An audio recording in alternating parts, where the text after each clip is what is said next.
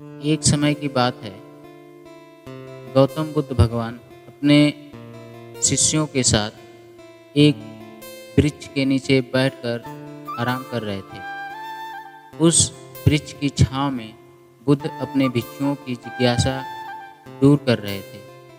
बुद्ध के सभी भिक्षु एक-एक करके प्रश्न पूछ रहे थे और गौतम बुद्ध उनके प्रश्नों के जवाब दे रहे थे।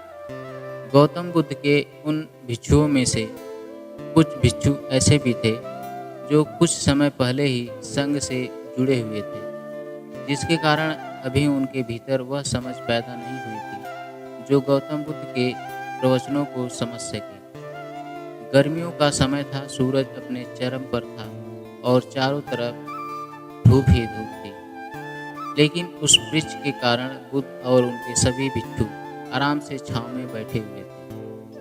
इतने में ही गौतम बुद्ध के एक भिक्षु की नज़र एक बूढ़े व्यक्ति पर पड़ती है जो उस वृक्ष के पास से ही गुजर रहा था।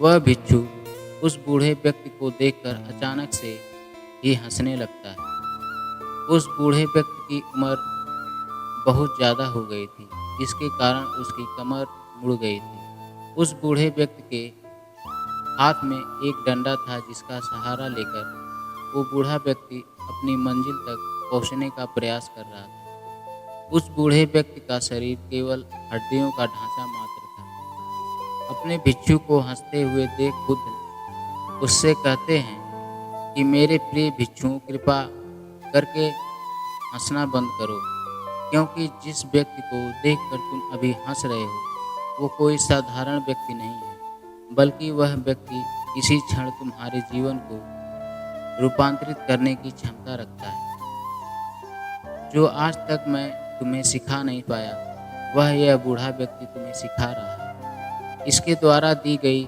सीख को बेकार ना करो।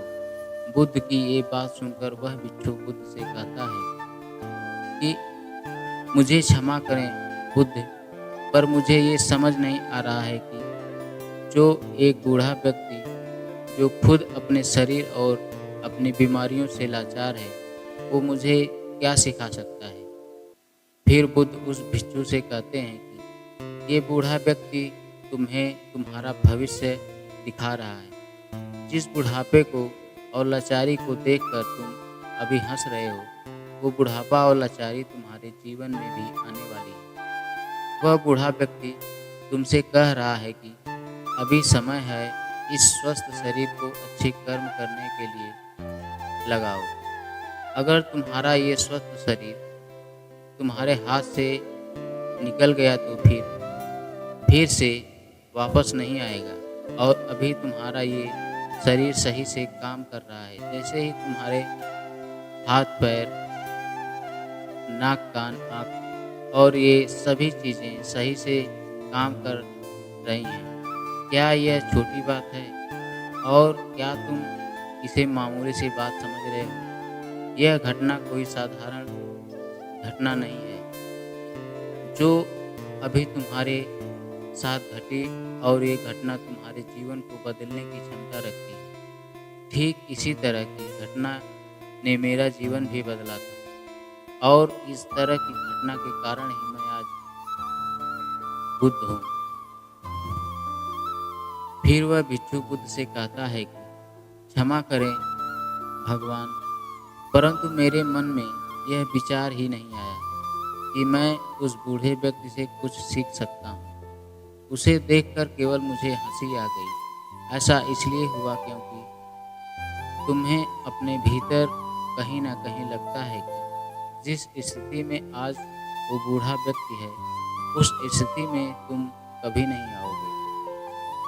जिस बुढ़ापे का और लाचारी का सामना आज वो बूढ़ा व्यक्ति कर रहा है, तुम्हें लगता है कि उसका सामना तुम कभी नहीं करोगे, इसलिए तुम उस बूढ़े व्यक्ति को देखकर हंसने लगे। तुमने सच्चाई को नज़रअंदाज कर दिया।